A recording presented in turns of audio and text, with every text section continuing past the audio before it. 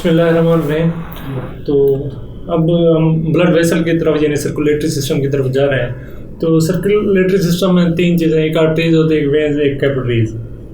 तो इसका साइकिल भी इस तरह है, आर्टरीज से आर्ट्रियोल्स यानी ब्लड की जो यानी हार्ट से जैसे ब्लड निकलता है तो पहले आर्टरीज में है ना, फिर आर्ट्रियोल, फिर कैपिलरी ब्लड और फिर वेन्स के जरिए।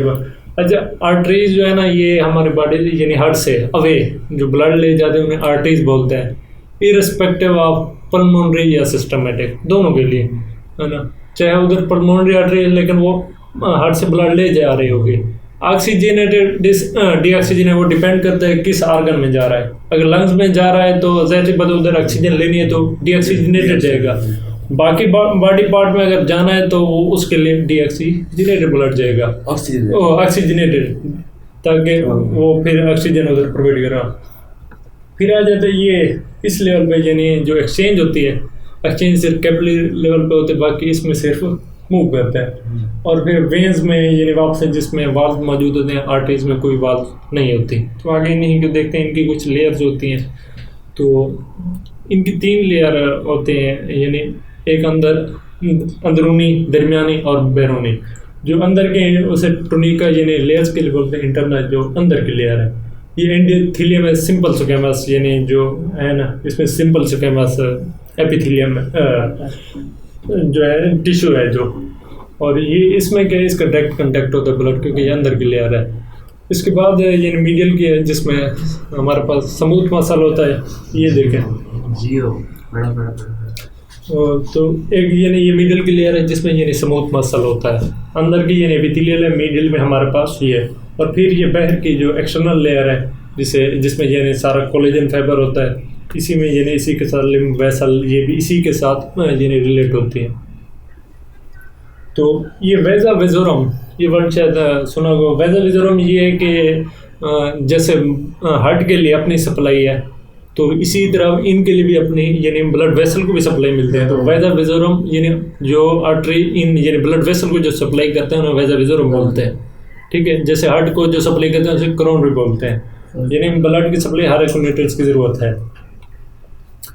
अब इनकी जो यानी फिर आर्ट्रियोल्स आ जाते हैं, यानी स्मॉलेस्ट डायमीटर।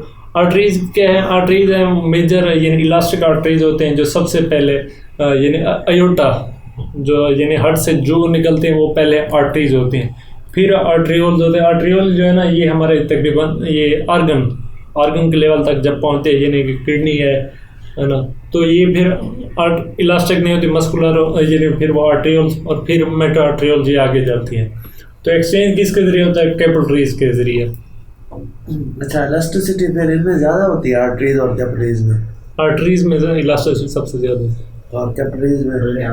कैपिलरीज तो सिंपल स्मूथ मसल है उसमें। यार फिजियो में एक टॉपिक है सिंपैथेटिक और पैरासिम्पैथेटिक वाला, तो उसमें ये बता जो बॉडी का क्या करता है, हेड या कोई? हाँ, पैरासिम्पैथेटिक पढ़ते हैं आगे फिर। इसमें नहीं आएगा, इसमें नहीं है, फिजियो की बात कर रहा हूँ थोड़ा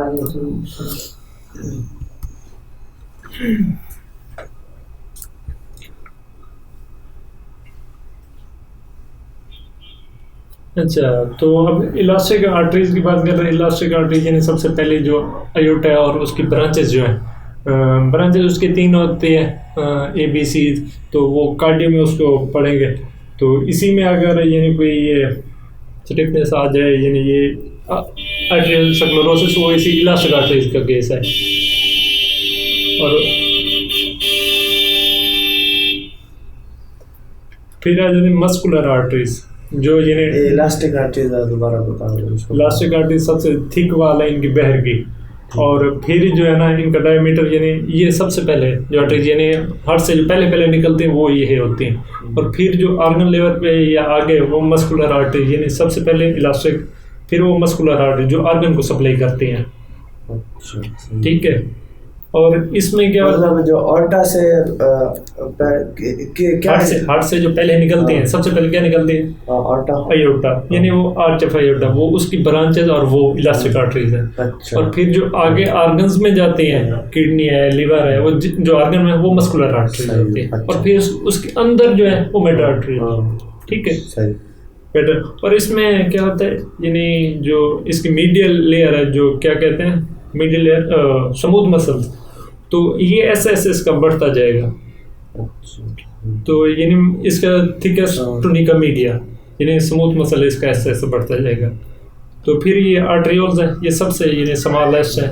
ये इसमें ये सिंपल यानी वो कैपिलरीज बेड में आके ओपन होते हैं, ताकि ये कैपिलरीज का जैसे अब किडनी में जब पढ़ते हैं ना आर्टरियोल, यानी उनकी जो कैपिलरीज है ना, उसमें ये आर्टरियोल्स होते हैं, यानी ये ऑर्गन के अंदर है। ऑर्गन के बाहर तक मस्कुलर आ गए और ऑर्गन के अंदर आर्टरियोल्स आ गए।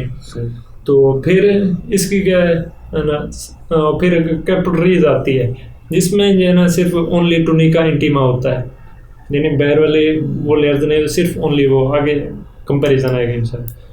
तो ये तीन यानी ले, और ये क्या है हार्ट से ल्यूमेन, यानी ल्यूमेन उसको बोलते हैं जो यानी उसके दरमियान कितनी स्पेस है, जिसमें यानी ब्लड जैसे यानी उसका ओपनिंग, हाँ उसमें कितनी यानी कैविटी बोल रहे हैं जो भी, ठीक है। ये आर्टरी यानी ये आर्टरीज है, और इसी से आर्टरियोल्स, फिर मेटा आर्टरियोल्स, वेदर, ये तकरीबन सारे टर्म।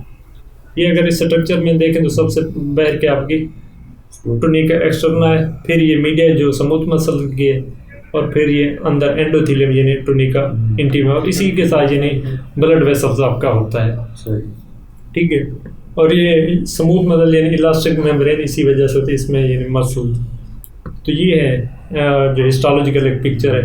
ये आपकी क्या होगी, यानी इंटीमा होगी, ये मीडिया हो गया, और ये एक्सटर्ना, ठीक है।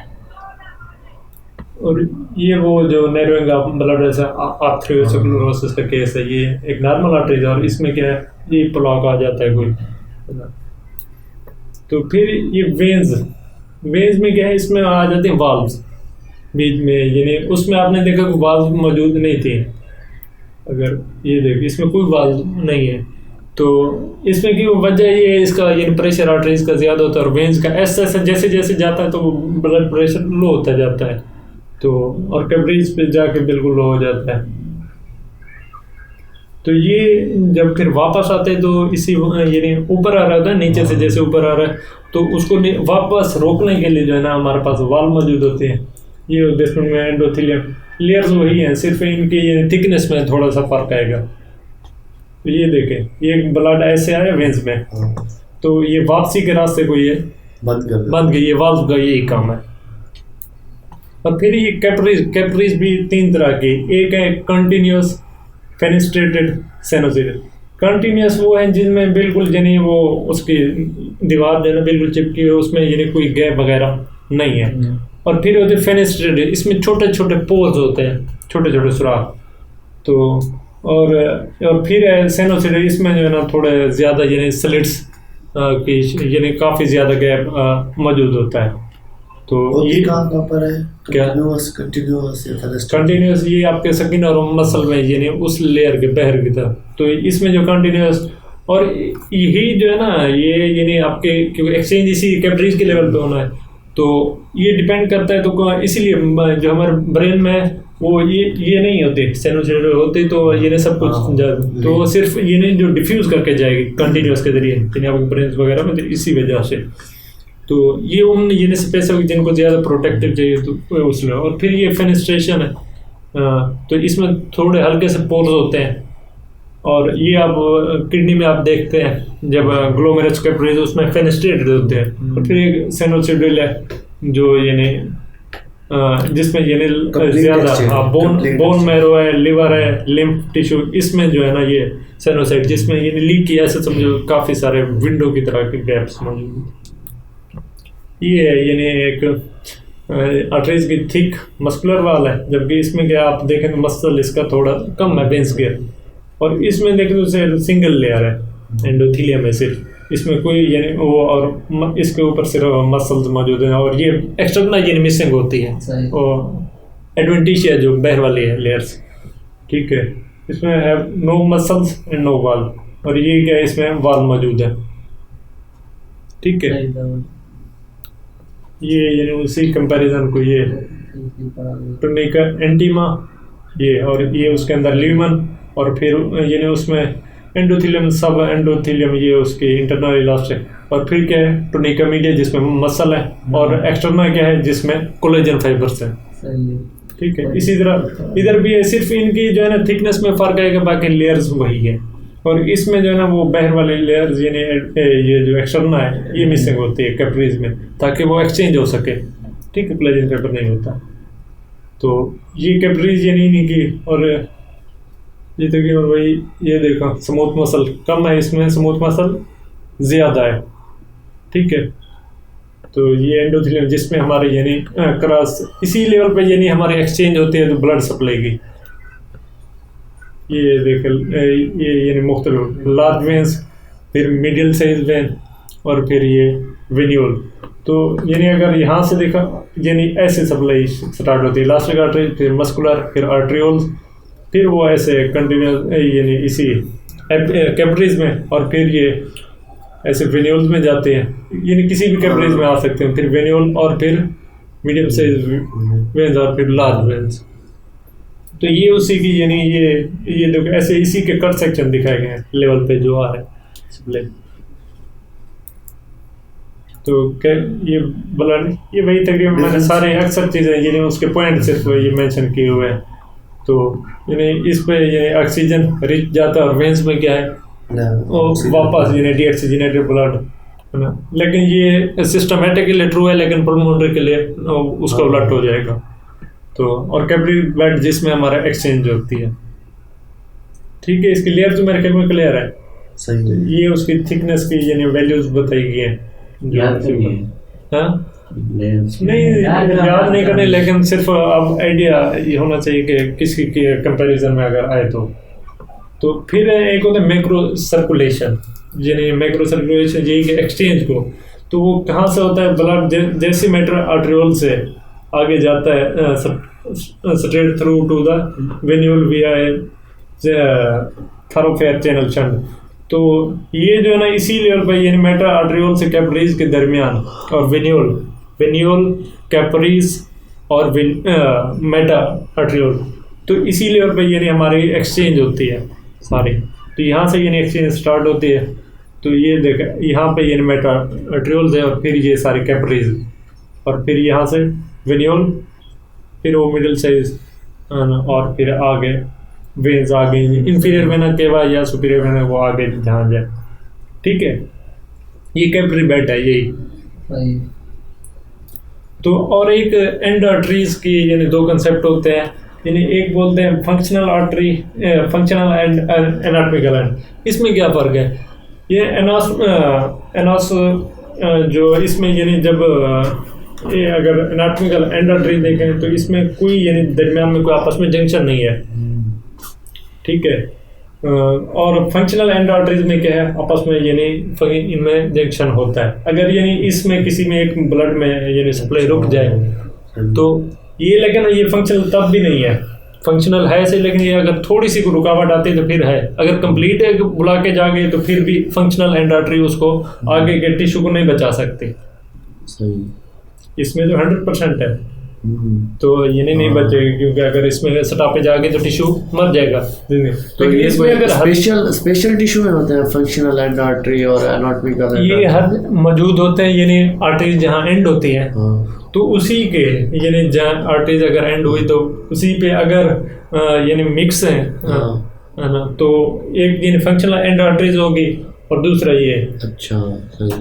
तो ये स्प्लीन है, लिवर है, किडनी, तो इसमें जो है ना ये एक एनाटॉमिकल है और दूसरी क्या है फंक्शनल।